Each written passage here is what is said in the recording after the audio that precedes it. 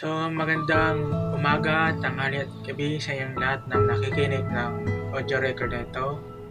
Ang isi-share ko po na Bible verse for today is Ephesians chapter 6 verse 17. Ang sabi dito, gamitin ninyo ang helmet ng kaligtasan at ang tabak ng Espiritu na walang iba kundi ang salita ng Diyos.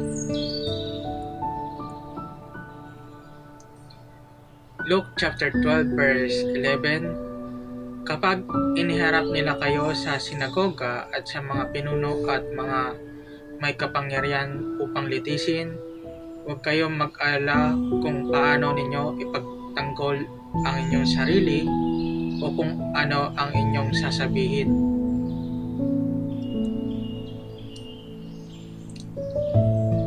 Psalms chapter 23, ang sabi dito, si Yahweh ang aking pastol, hindi ako magkukulang.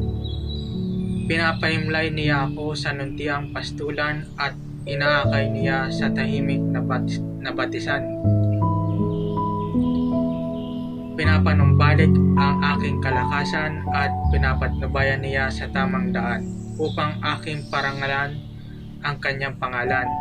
Dumaan man ako sa madilim na libis ng kamatayan, wala akong katatakutan pagkat ika'y aking kaagapay.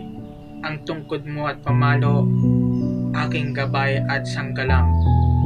Ipinaghahanda mo ako ng salo-salo na nakikita pa nitong mga kalaban ko.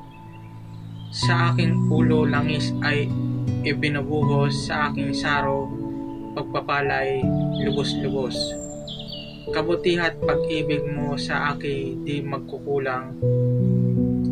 Siyang makakasama ko habang ako'y nabubuhay at magpakailanmay sa bahay ni Yahweh mananahan.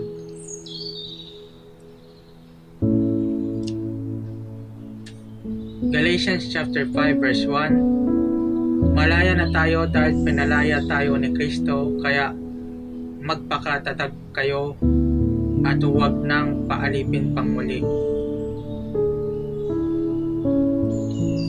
Hebrews chapter 10 verse 35 to 36, kaya't huwag ninyong sayangin ang inyong pagtitiwala sa Diyos, sapagkat nagdudulot ito ng dakilang gantimpala, sapagkat kailangan ninyong magpakatatag upang pagkatapos ninyong gampanan ang kalooban ng Diyos ay tatanggapin ninyo ang kanyang ipinangako.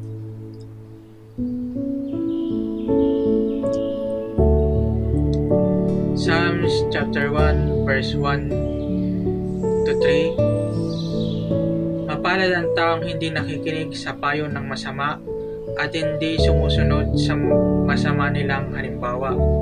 Hindi siya nakikisama sa mga kumukudyat at hindi nakikisangkot sa gawaing masama. Sa halip kasiyahan niyang sumunod sa kautusan ni Yahweh, binubulay-bulay niya ito sa araw at gabi, katulad niyang punong kahoy sa tabi ng isang batisan, laging sariwa ang daon at namumunga sa takdang panahon. Ano man ang kanyang gawin, siya ay nagtatagumpay.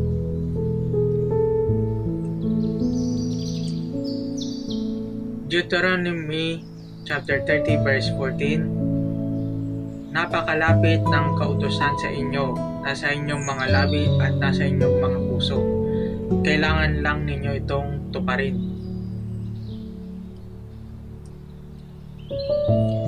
Matthew chapter 24 verse 14, at ang kaharian ng buong ebanghelyo ng salita ng Diyos ay ipangangaral sa buong mundo bilang patotoo sa lahat ng mga bansa, at pagkatapos ay darating ang katapusan ng buong mundo. So yun naman pong Bible verse natin for today. Maraming pong salamat sa pakikinig, like, share, support, and repost na rin po itong audio record nito. Maraming pong salamat sa pakikinig. Yun lamang po, and God bless.